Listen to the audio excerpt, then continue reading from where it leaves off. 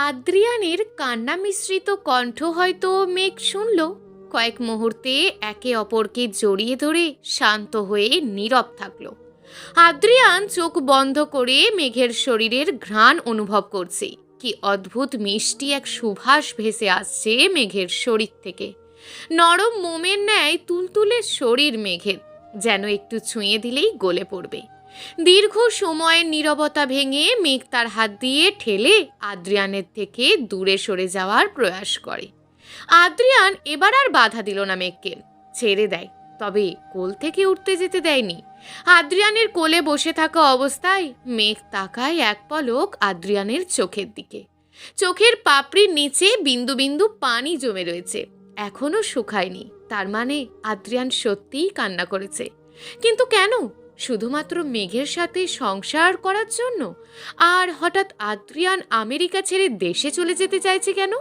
হাসপাতালে জিয়া আত্মহত্যা করার ঘটনা নিয়ে কি কোনো ঝামেলা হয়েছে? আদ্রিয়ানের মতন এমন শক্ত মনের মানুষ হঠাৎ করে ভেঙে পড়ার কারণ কি? মেঘ শান্তস্বরে বলে ওঠে, হঠাৎ আপনার কথা বলার ধরন পাল্টে যাওয়ার কারণ কি আদ্রিয়ান স্যার? হাসপাতালে জিয়ার আত্মহত্যা করার বিষয় নিয়ে কি কোনো সমস্যা হয়েছে? আদ্রিয়ান হয়তো ভাবলো যে মেঘ তার শেষ সুযোগ দেওয়ার কথাটা কোনো উত্তর দেবে, কিন্তু মেঘ তা করল না। মেঘের ভাবভঙ্গি দেখে সন্দেহ হয় আদ্রিয়ানের। মেঘ কি মালিহা?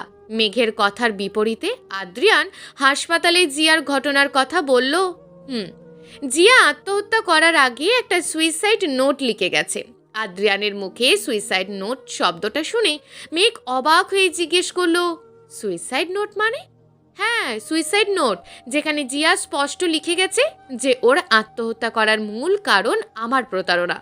আমি জিয়াকে বিয়ের প্রতিশ্রুতি দিয়ে ওর সাথে অবৈধ শারীরিক সম্পর্ক করেছি, কিন্তু আপনার সাথে তো জিয়া ম্যামের কোনো শারীরিক সম্পর্ক ছিল না। তবে উনি সুইসাইড নোটেই মিথ্যে কথা কেন লিখেছেন? মেঘের কথা শুনে আদ্রিয়ান মৃদু হাসি দিয়ে উত্তর দেয়, মেঘ, তুমি এখনো জিয়ার আসল রূপ দেখোনি। জিয়া এক প্রকার সাইকো আর লোভী মেয়ে। ও জানে যদি ওর আত্মহত্যা করার মিথ্যা নাটক সাজায় আর সুইসাইড করার আগে চিঠিতে আমার নাম লেখে, তবে আমি ফেঁসে যাব। আমেরিকায় নারী নির্যাতন আইন অনুযায়ী আমাকে কঠিন শাস্তি পেতে হবে। হয়তো প্রতারণার অভিযোগ, আমার জেল হতে পারে, আর যার ফলে আমার ডক্টরের কেরিয়ার ধ্বংস হয়ে যাবে। আমার ডক্টরি লাইসেন্স বাতিল হয়ে গেলে আমি কোনো হাসপাতালে চিকিৎসক হিসাবে জয়েন করতে পারবো না। আর ও খুব ভালো করে এটাও জানে যে আমার কেরিয়ার আমার কাছে কতটা গুরুত্বপূর্ণ। যদি আমি পুলিশ কেস, ডক্টরি লাইসেন্স বাতিল হওয়া থেকে বাঁচতে চাই, তবে আমাকে বাধ্য হয়ে জিয়াকে বিয়ে করতে হবে। এটাই হয়তো জিয়ার পরিকল্পনা। আদ্রিয়ানের কথা শুনে মেঘ অবাক হয়ে যায়। জিয়া এত কুৎসিত পরিকল্পনা করেছে আদ্রিয়ানকে ফাঁসাতে? জিয়ার মতন এমন লোভী মিথ্যেবাদী মহিলার জন্য মেঘ এতক্ষণ টেনশন করছিল। মেঘ আদ্রিয়ানকে জিজ্ঞেস করে, আদ্রিয়ান স্যার, এখন কি করবেন আপনি?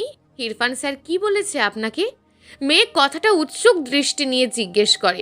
আদ্রিয়ান শরীর ছেড়ে দিয়ে সোফায় হেলান দিয়ে বসে শান্ত গলায় বলে, কি আর করব, বিনা দোষে জেল খাটবো। ইরফান স্যার বলছে বাসায় পুলিশ পাঠিয়ে দেবে আমাকে গ্রেপ্তার করার জন্য। খুব শীঘ্রই পুলিশ আসবে হয়তো। মেঘ এখন বুঝল আদ্রিয়ান তখন কেন কান্না করছিল, আর হাসপাতাল থেকে ফেরার পর এত চিন্তিত কেন লাগছিল তাকে। মেঘ পুনরায় প্রশ্ন করে ওঠে, পুলিশ কি সত্যিই আপনাকে গ্রেপ্তার করবে? তবে আপনার ডক্টরের লাইসেন্স বাতিল হয়ে যাবে, তখন কি করবেন আপনি? পুলিশ আসবে হয়তো আজ রাতের মধ্যেই আসবে। আমেরিকার আইন খুব স্ট্রং। প্রতারণা করার শাস্তি স্বরূপ আমাকে 5 থেকে 10 বছরের জেল হবে, আর ডক্টরি লাইসেন্স বাতিল হয়ে যাবে। এরপর আর কি? আমি ধ্বংস হয়ে যাব, আমার কেরিয়ার শেষ হয়ে যাবে, মান সম্মান, আমার সব স্বপ্ন শেষ। আদ্রিয়ান খুব শান্ত হয়ে কথাগুলো বলছিল, কিন্তু তার চোখে মুখে যে কান্নার কষ্ট ছিল তা হয়তো মেঘ অনুভব করতে পারে। যে মানুষ দীর্ঘ 9 বছর নিজের পরিবার থেকে দূরে থেকেছে, নিজের বিয়ে করা বউকে ফেলে আমেরিকায় শুধুমাত্র তার কেরিয়ারের জন্য এসেছে, হঠাৎ যদি তার এই কেরিয়ার ধ্বংস হয়ে যায়, হয়তো এই মানুষের ভীষণ কষ্ট হবে।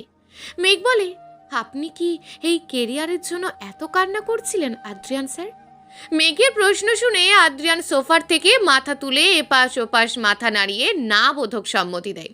আদ্রিয়ান বলে, না, আমি ডক্টরি লাইসেন্স বা জেলে যাওয়ার ভয়ে কান্না করিনি। আমি কান্না করেছি অনুশোচনা থেকে। এই ডক্টরের জন্য আমি নিজের বাবার থেকে দূরে গিয়েছি, নিজের পরিবারের মানুষজনের ওপর অভিমান করেছি, বিয়ে করা বউকে রেখে বিদেশে চলে এসেছি। আজ সেই ডক্টরই আমার ধ্বংসের কারণ। যদি আমি আমেরিকায় না আসতাম তবে হয়তো আমার কাছে সব কিছু থাকতো, মা, বাবা, ভাই, বোন, বউ, বাচ্চা সব। এই আফসোস আমার চোখে পানি হয়ে ঝরছে।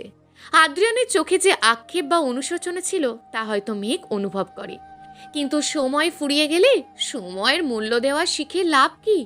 আদ্রিয়ান এখন যতই চেষ্টা করুক তার আর মেঘের সম্পর্ক স্বাভাবিক হবে না, হয়তো মেঘই হতে দেবে না। মেঘ আর আদ্রিয়ান দুজনে একে অপরের দিকে কিছুক্ষণ তাকিয়ে থাকলো। বাহিরে জানালা দিয়ে আসা শীতল ঠান্ডা বাতাসে মেঘের কপালে থাকা ছোট্ট ছোট্ট চুলগুলো বারবার চোখে এসে পড়ছিল।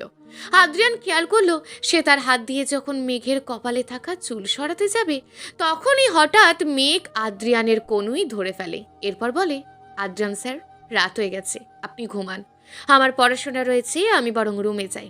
মেঘ কথা বলা শেষ করে আদ্রিয়ানের কোল থেকে উঠে পড়ে।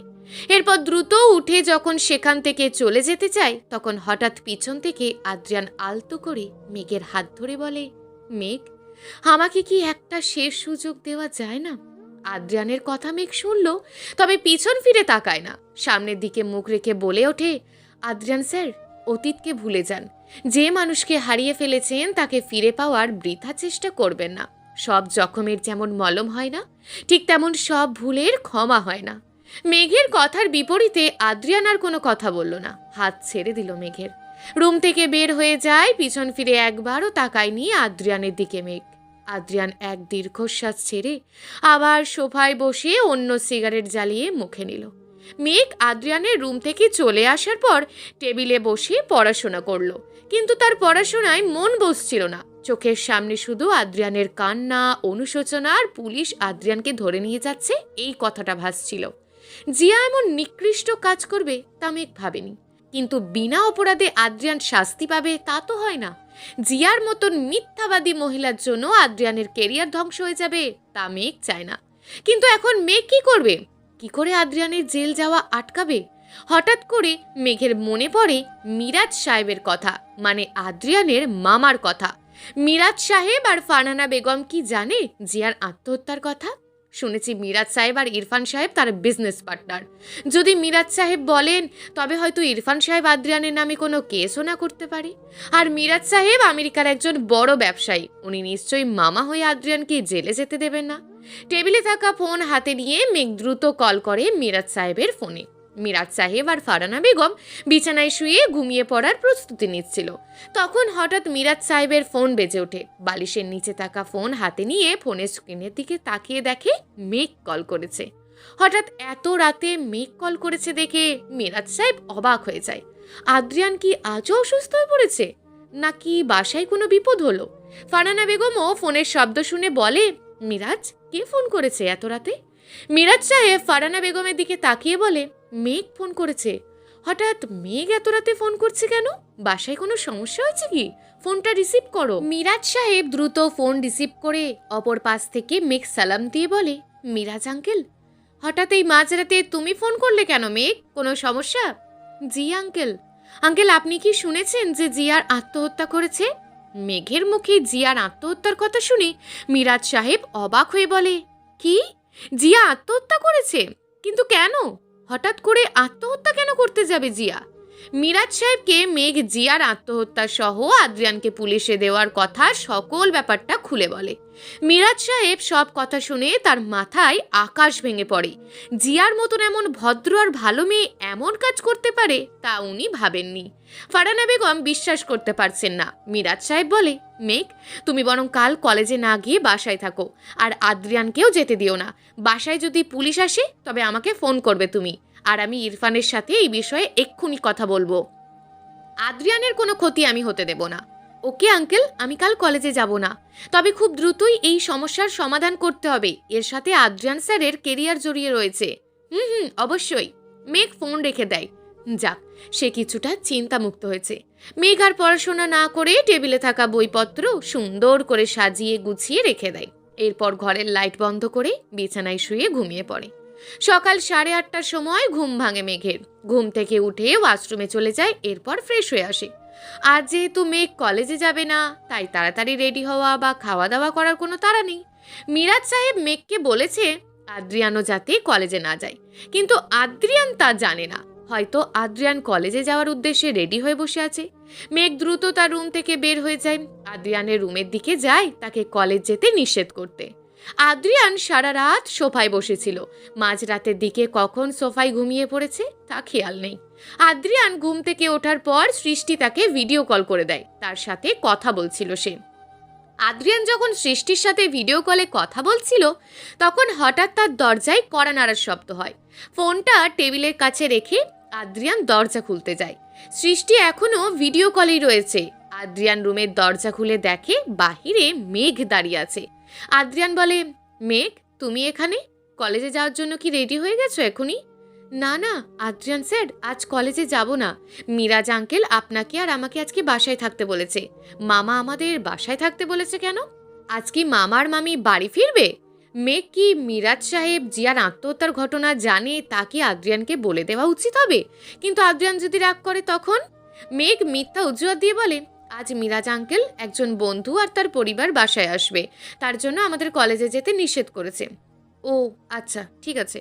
তবে কলেজে না গেলেও বাসায় বসে পড়াশোনা করতে হবে কিন্তু তোমাকে মেঘ। পরীক্ষা কিন্তু খুব বেশি দেরি নেই। জি স্যার, অবশ্যই। সৃষ্টি ভিডিও কলে দরজায় দাঁড়িয়ে থাকা মেঘকে দেখে অবাক হয়ে যায়। মেঘ এখানে কি করছে? আদ্রিয়ান ভাই আর মেঘ একসাথে দাঁড়িয়ে কথা বলছে। তার মানে কি আদ্রিয়ান জানে মেঘই তার বউ? সৃষ্টি কিছু বুঝতে পারে না। আদ্রিয়ান মেঘের সাথে কথা বলে সৃষ্টির কাছে আসে। এরপর টেবিল থেকে ফোন হাতে নিয়ে বলে, সরি সৃষ্টি, তোকে অপেক্ষা করালাম। আসলে মেঘ এসেছিল, ওর সাথে কথা বলছিলাম। আদ্রিয়ানের কথা হয়তো সৃষ্টির কানে পৌঁছায় না। এর আগেই সৃষ্টি বলে ওঠে, ভাইয়া, দরজায় দাঁড়িয়ে থাকা মেয়েটা মেঘ ছিল? তুমি কি মেঘের সাথে কথা বলছিলে? মেঘের সাথে কি তোমার দেখা হয়েছে? তোমরা কি একসাথে থাকো? সৃষ্টির কথা শুনে আদ্রিয়ানের মনে হলো সৃষ্টি মেঘকে চেনে। তবে কি আদ্রিয়ানের সন্দেহই ঠিক? মেঘই মালিহা? আর যদি মেঘই তার বউ হয় তবে সৃষ্টি তাকে অবশ্যই চিনবে। আদ্রিয়ান সত্যিটা জানার জন্য একটু নাটক করে বলল, সৃষ্টি, ওর নাম মেঘ নয়, বরং মালিহা। আমি আর মালিহা একসাথে থাকি, একই রুমে, এক বিছানায়। মালিহাকে তো ভালোবাসি। ওর নাম মালিহা সৃষ্টি। হ্যাঁ, মালিহা আর মেঘ তো একই। মেঘের নামই তো মালিহা। সৃষ্টির কথা শুনে আদ্রিয়ান নিজের কানকে বিশ্বাস করতে পারল না। সত্যি কি মেঘ মালিহা? তার মানে আদ্রিয়ানের সন্দেহই ঠিক, কিন্তু তাকে আরো সিওর হতে হবে। আদ্রিয়ান বলে, এখন যে দরজায় দাঁড়িয়েছিল ওই মালিহা, মানে মেঘ, যার সাথে আব্বু 9 বছর আগে আমার বিয়ে ঠিক করেছিল, তাই না? মেঘই আমার স্ত্রী? আদ্রিয়ানের কথার চালাকি সৃষ্টি বুঝল না। সে অবুঝের মতন বলে দিল, হ্যাঁ, ওই তো মালিহা, মানে মেঘ, তোর বউ। চলবে গল্প তোমার নামে নীলচে তারা, লেখিকা হিয়া। প্রিয় দর্শক বন্ধুরা, এই গল্পটি চলমান এবং এখনও বেশ কয়েকটি পর্ব দেওয়া হবে। পরবর্তী পর্বগুলো নিয়মিত পেতে আমাদের চ্যানেলটিকে অবশ্যই সাবস্ক্রাইব করে রাখবেন। দেখা হবে পরবর্তী ভিডিওতে। ততক্ষণ ভালো থাকুন, সুস্থ থাকুন এবং নিজের পরিবারের খেয়াল রাখুন। ধন্যবাদ।